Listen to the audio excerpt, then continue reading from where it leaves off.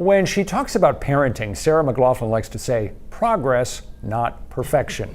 She also says that sometimes we have to reparent ourselves in order to better parent our own kids. Sarah MacLaughlin is a social worker and parent educator and has written her second book called Raising Humans with Heart. I sat down with her to learn more. I wanted to first ask you how you describe somebody as a child or an adult who has heart. What does that mean to you? Well, for me personally, it means that I'm not stuck in my head. I think that we can all kind of fall into the trap of over intellectualizing life, our relationships, parenting. We tend to overthink things, and our brains, while they are very excellent assets, we don't want to follow them all the time, right? We want to make sure that we're also connected to the other parts of ourselves that have knowing, like our heart or our bodies. She writes about parents bouncing between a punitive approach to parenting and a permissive approach. Finding the middle ground, authoritative, firm, and kind, is the goal. This is so tricky because most of us didn't receive this as a model. Really, what creates the most amount of safety for kids to kind of grow and flourish is to know that the adults who take care of them have their back and have the lead. It takes practice to figure out how to be firm and kind, and it might look different for everybody. Right. But if you're not kind, it can damage your relationship. And if you're not firm, your kids don't feel safe. So that's why you kind of need both of those pieces. Our kids are watching us and how we respond to our own imperfections and our own foibles as humans, because we're all human and we're all doing the best we can. How does our self-care, in your opinion, impact our parenting? If we're not considering our own humanity, then we're not really having a real relationship with these growing humans, right? Who we want to have long-term relationships with. And that's the other piece that kind of helps us behave the way that we want to behave in the moment and do the work that we need to do to improve our own, social and emotional skills, so we can parent the way we want to, is because it's a long-term effort. I want my kids to want to come home and visit me in 20 years and have a continued relationship. What sort of things do you think parents should be focusing on if they hope to raise a human with a heart? Yeah.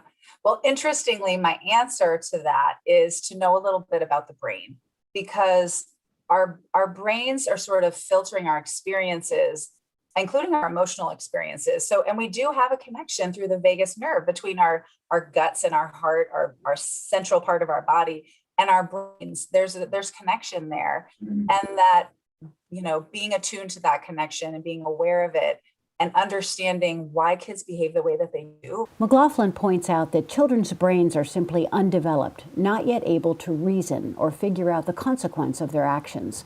That doesn't happen until they are in their mid-20s. It takes a really long time to grow a healthy, integrated brain, and parents can play a really big role in that. Do you think your book is more important than ever? As the world gets smaller in some ways, right? Because we're more connected with each other all around the world, that we need to be aware of that connection and how we interact with each other. And that really life is about relationships, and that the ability to have good relationships as you grow older stems from the primary relationships that you have as a child. So kind of knowing that you're laying that foundation, creating those templates for growing children to go out into the world and have good relationships with their peers, coworkers, future partners, their own children someday, that is really foundational to communities that are thriving. One of my chapters is called Emotional Competence is Not a Soft Skill, right? So these skills that you're talking about, where we are able to meet someone emotionally, read the room, interact with people in an emotionally available, intelligent, competent, agile way, is skills that start from the very beginning and get carried through to adulthood. This line in the book jumped out at me. Generations of people have been raised with shame, pain, and fear as part of their experience. There is no reason for this. One takeaway that I got from your book seemed to be that we almost have to reparent ourselves before we can be better parents. Can you talk about that a little bit?